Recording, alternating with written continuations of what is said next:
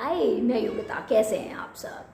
मैं आपके लिए छोटी छोटी कहानियाँ लेकर आती रहती हूँ। उस कहानियों के पीछे मेरा एक मकसद रहता है कि आप कुछ ना कुछ उन कहानियों के द्वारा सीखें, आप कुछ आपको मोटिवेशन मिले, आप कुछ लर्न करें उन कहानियों से। तो जो आज की मेरी कहानी है वो कहानी है बूढ़ी का। पुरानी बात है, एक गाँव में बूढ़ी काकी रहती थी। उस काकी का एक भतीजा था रमेश, जिससे वो बहुत स्नेह करती थी। बूढ़ी काकी के पास रहने के लिए एक घर और कुछ ज़मीन थी। बूढ़ी काकी में एक कमी थी, उसका स्वभाव बड़ा चटोरा था। वो खाने को देखकर अपने को रोक नहीं पाती थी। वो गांव में सबके घरों में अगर कुछ पक रहा है तो बाहर से खुशबू सुनकर ही वो अंदर चली जाती थी। और इसके इस स्वभाव से रमेश बहुत दुखी रहता था, परेशान रहता था। इस कारण बूढ़ी काकी को पूरे गांव में सब चटोरी काकी के नाम से बुलाते थे। जब रमेश थोड़ा बड़ा हुआ तो उसने शीला नाम की लड़की से रमेश का विवाह करवाया। रमेश और शीला दोनों बूढ़ी काकी का ध्यान रखते थे, लेकिन बूढ़ी काकी की जो चटोरी आदत थी वो बढ़ती जा रही थी। इससे शीला बहुत परेशान रहने लगी। बूढ़ी काकी सुबह उठते ही रसोई में बैठ जाती और शीला को पकाने से पहले ही बोलने लगती, अरे वाह, आज हलवा पकाओगी, आज पकौड़े पकाओगी, आज तुम ऐसा करो, हलवा बना लो।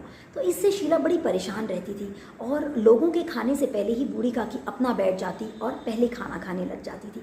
उसे कोई ध्यान नहीं रहता था कि रमेश ने खाया या उसकी जो एक छोटी सी बच्ची थी गुड़िया ने खाया कि नहीं। इससे परेशान होकर शीला ने बूढ़ी काकी को पकवान देना बंद कर दिया। वो कितने दिन बूढ़ी काकी को बासी खाना देने लगी। इससे बूढ़ी काकी थी वो दुखी रहने लगी, रोने लगी।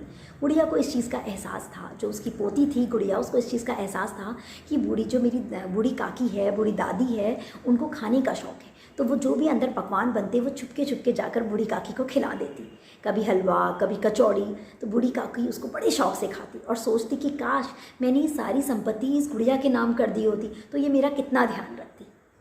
बस ऐसे ही दिन बीतते गए। एक दिन वो समय आया जब गुड़िया की विवाह का समय आया। गुड़िया का विवाह की बात पक्की हुई तो बूढ़ी काकी बड़ी खुश हो गई। बोलने लगी, अब तो घर में जब तिलक टीका होगा, जब वो लोग शगन लेके आएंगे तो उस दिन तो घर में बड़ा समारोह होगा, खूब पकवान बनेंगे, पूरी, हलवा, मिठाइयाँ बनेंगी तरह तरह की, और मैं तो जम के खाऊंगी। बस वो दिन आ गया उस दिन शगन का जो दिन था, जिस दिन वो टीके का दिन था, वो आ गया। सारे मेहमान आने लगे, खाने की तैयारियां होने लगी। जहाँ पर वो खाने की तैयारियां हो रही थी, जहाँ पंडाल लगा था, जहाँ पे खाना पक रहा था, बूढ़ी काकी वहाँ पर जाकर बैठ गई और बोलने लगी, आज पकौड़े भी बनाओगे और मोतीचूर के लड्डू तो पहले मुझे बना के दे देना, और अगर बालूशाही बनाओगे तो 4 मिल्ले पहले निकाल देना। इससे सारे हलवाई परेशान हो गए और उन्होंने रमेश को बुलाया। रमेश ने बूढ़ी काकी का हाथ पकड़ा और सीधे ले जाकर कमरे में बैठा दिया और बोले कि जब तक ये समारोह संपन्न नहीं होता कमरे से बाहर मत निकलना। ये देखकर गुड़िया को बुरा लगा। गुड़िया जो अंदर पकवान बन रहे थे वो माँ से चुरा के नहीं ला पाई, लेकिन एक चुपके से एक शरबत जो माँ ने मेहमानों के लिए बनाया था वो बूढ़ी काकी के पास ले गई और बोली कि काकी, ये शरबत है, पी लो इसे, इसमें तो ये माँ ने मेहमानों के लिए बनाया था। बूढ़ी काकी ने जैसे ही शरबत पिया बोली, वाह कितनी अच्छी खुशबू, इसमें तो केवड़ा भी डला है।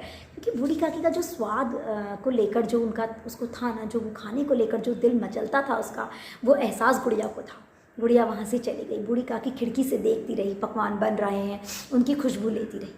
सारे मेहमान चले गए और रात हो गई, सब लोग सो गए।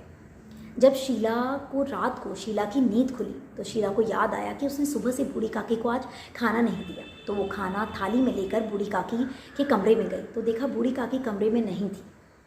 वो बाहर आई तो देखा बूढ़ी काकी चटकारे लेकर खाना खा रही है और बोल रही है साथ में, हलवा कितना स्वाद बना है, वाह पूरी तो कितनी कुरकुरी है और साथ में टेस्टी भी कितनी हो रही है। ऐसे करके वो खाने को स्वाद ले लेके खा रही थी। ये देखकर शीला की आंखों में आंसू आ गए। बूढ़ी काकी वो जो सबकी जूठन पड़ी थी, जो सबने खाने के बाद अपनी थालियाँ फेंकी थी, वो पत्तलों से बूढ़ी काकी खाना खा रही थी और स्वाद ले रही थी। शीला देखकर रोने लगी।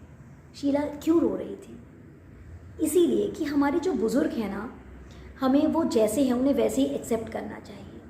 आखिर वो हमारे बुज़ुर्ग हैं, वो हमारे बड़े हैं, तो उन्हें वैसे ही एक्सेप्ट कीजिए जैसे वो हैं। कैसी लगी आपको मेरी ये कहानी? अगर पसंद आई है तो please like, subscribe my channel. नमस्कार।